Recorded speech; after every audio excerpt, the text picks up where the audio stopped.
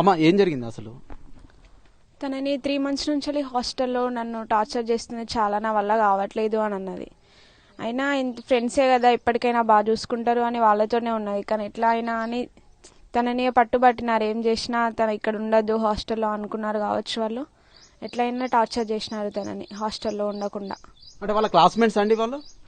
క్లాస్లో తనతోనే ఉంటుంది, హాస్టల్లో తనతోనే ఉంటుంది. ఫస్ట్ ఇయర్ నుండి చాలా క్లోజ్ ఉంటారు వాళ్ళు. కానీ ఇప్పుడు అలా చేసింది తను. ఓకే, అంటే ప్రస్తుతం అయితే ఇద్దరు పేర్లు అయితే ప్రస్తావించడం జరిగింది, వైష్ణవి అలాగే సంజన పేర్లు అయితే ప్రస్తావించడం జరిగింది. గతంలో మీరు ఏమైనా వాళ్ళతో మాట్లాడే ప్రయత్నం చేస్తారా? అంటే ఈ సంఘటన జరిగిన తర్వాత కావచ్చు, ముందు కావచ్చు, ఏమైనా మాట్లాడే ప్రయత్నం చేస్తారమ్మా?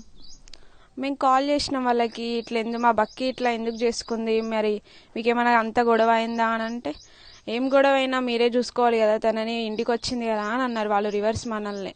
ఓకే, ఎందుకు ఇట్లా, మరి ఫ్రెండ్స్ ఉన్నారు కదా అందరు మీరే చూసుకోవాలి కదా అన్న, అది మీ చేతుల్లో ఉంటది అని చెప్పారు మళ్ళీ మాకే రివర్స్.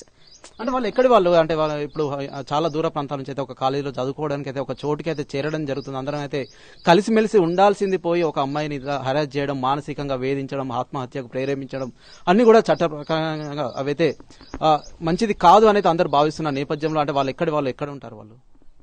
వైష్ణవిది అయితే కామారెడ్డి, సంజనది ఏం డీటెయిల్స్ తెలియదు మాకు ఇంకా. ఓకే, అంటే మేనేజ్మెంట్ తో మీరు మాట్లాడారండి? లేదండి, మాట్లాడలేదు.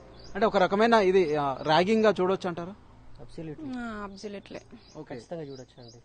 ఇలాంటి సంఘటన ఇంకొకసారి పునరావృతం కాకుండా ఆ మేనేజ్మెంట్ ఏ విధమైనటువంటి చర్యలు తీసుకుంటుంది అనేది మాకు కావాలండి.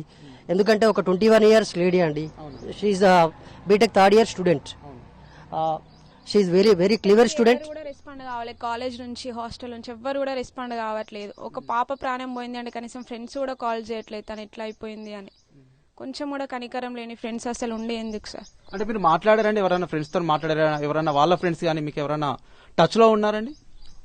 నెక్స్ట్ మినిట్ అయింది అని కాల్ చేసినాం, తర్వాత అసలు ఏం రెస్పాండ్ కూడా కావట్లేదు వాళ్ళు.